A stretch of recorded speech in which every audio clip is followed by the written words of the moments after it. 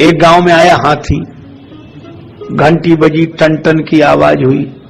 संयोग की बात कि उस गांव में सभी अंधे रहते थे, अंधों का नगर था, पर अंधे देख नहीं सकते थे, सुन तो सकते थे। घंटियों की आवाज सुनी, दौड़े दौड़े आए, चिल्ला कर कहा क्या है क्या है। महावत बोला हाथी है। अंधे बोले हम देखना चाहते हैं। महावत ने कहा तुम्हारी आंख नहीं, देखोगे कैसे? कहा हाथ तो हैं, हाथों से देखें। ठीक है, महावत ने हाथी बिठा दिया। अंधे टूट पड़े, किसी ने पांव पकड़ा, कुछ अंधों ने, कुछ ने पूंछ, कुछ ने कान, कुछ ने पीठ, किसी ने सूंड। देख लिया? हाँ देख लिया। हाथी लेकर महावत चला गया, अंधों में झगड़ा शुरू हो गया। और ये कहानी कहती क्या है कि झगड़ा जब होता है अंधों में ही होता है। अच्छा, झगड़े का कारण दृष्टिहीनता है। नीरे होए सूजत नहीं लानत ऐसी जिंद, और तुलसी या संसार को भयो मोतिया बिंद। तो ये मोतिया बिंद दूर कैसे हो? दवा लगाओ। कौन सी दवा? गुरुपद रज मृदु मंजुल अंजन, नयन अमीय दृग दोष विभंजन। तो झगड़ा होता ही अंधों में, और अंधत्व के कारण ही हुआ। अब कठिनाई यह हुई कि महावत तो हाथी लेकर गया, पर जितने अंधों ने हाथी का पांव पकड़ा था, उन्होंने हाथी के बारे में धारणा बनाई कि हाथी गोल खंभे की तरह होता है। पूंछ पकड़ने वाले बोले गलत, पतली लाठी की तरह होता है, उसके आगे बाल होते हैं। पीठ पकड़ने वाले बोले नहीं, गोल चबूतरे की तरह होता है। सूंड पकड़ने वाले बोले खुरदुरे पेड़ की तरह, नीचे पतला ऊपर मोटा। कान पकड़ने वाले बोले अनाज साफ करने वाले सूप की तरह होता, छाजड़े की तरह होता है। अच्छा, अब आप बताओ कौन आदमी इनमें सही बोल रहा है? कोई सही नहीं बोल रहा, लेकिन पीछे तो कौन गलत बोल रहा है? अच्छा, जिसके हाथ में जितना आया उसने उसी तरह की धारणा बना ली। अच्छा, आज जितनी भी समस्या है धारणा के कारण है, अपनी अपनी धारणा में जी रहे हैं। और इसीलिए एक समस्या हो गई।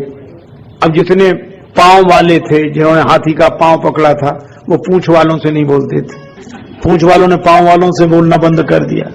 सूंड वालों का अलग संप्रदाय बन गया, कान वालों का अलग, पीठ वालों का अलग। इतने दल बन गए। अब एक दल हो तो दल, और दो तीन दल हो तो दल दल। इस दल दल से निकलना मुश्किल। और सब कह रहे थे, दूसरा कहता कि नहीं भाई ऐसा कैसे माने, हमने खुद अपने हाथ से देखा है। अब जिसके हाथ जितना ही लग गया, अच्छा जिसके हाथ जितना लगा उसको ही उसने पूर्ण समझ लिया, यही विडंबना है। अच्छा, लगा हाथ हाथी ही था, वो बेचारे निर्दोष भी हैं, उनका कोई दोष नहीं है, लेकिन अब क्या करें, धारणाओं में बंधे। अब अलग अलग दल बन गए, कोई किसी से बोलता नहीं था, एक समूह अलग, एक समूह अलग। तो कुछ अंधे मौजूद नहीं थे उस समय जब हाथी आया था, वो बाद में आए। उन्होंने देखा कि हमारे गांव में क्या हो गया, इतने प्रेम से रहते थे हम लोग। किसी ने कहा कि हाथी आया था, उससे ये विवाद हुआ। तो वो अंधे बोले कि इससे तो हम तभी मजे में थे जब हाथी हमारे गांव में नहीं आया था, ये हाथी ने तो और उपद्रव कर दिया। समाधान क्या?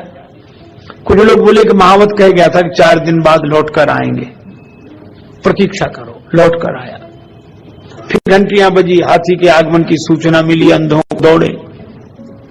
महावत ने कहा क्या बात है, हाथी देखना चाहते हो तो तुमने तो उसी दिन देख लिया था। अंधे बोले उसी देखने ने तो उपद्रव पैदा कर दिया, तो क्या बात है? एक ने कहा कि हाथी गोल खंबे की तरह होता है। महावत बोला हाँ वैसा भी है। पूंछ पकड़ने वाले बोले वो पतली लाठी की तरह नहीं होता जिसके आगे बाल लगे होंगे, वैसा भी है। पीठ पकड़ने वालों का गोल चबूतरे की तरह का, वैसा भी है। सूंड पकड़ने वालों ने कहा खुरदुरे पेड़ की तरह का, वैसा भी है। कान पकड़ने वालों ने कहा अनाज साफ करने वाले छाजड़ा सूप की तरह, बोले वैसा भी है। पीठ पकड़ने वाले बोले गोल चबूतरे की तरह। महावत बोला वैसा भी है। तो अंधे बोले क्या 10-12 हाथी लिए हो? महावत बोला हाथी तो एक ही है।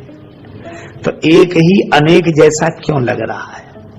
महावत ने कहा इसका उत्तर हम तुम्हें नहीं दे सकेंगे, क्योंकि इसका उत्तर दिया नहीं जा सकता, इसे तो देखा ही जा सकता है। तो आंखों का इलाज कराओ तो तुम्हें अनेक में एक दिखने लगेगा। आंखों का इलाज कराओ तो अनेक में एक दिखेगा, और आंखें अगर खराब रही तो एक में ही अनेक का भ्रम होगा, और अनेक का भ्रम होगा तो झगड़ा शुरू होगा, झंझट शुरू होगा।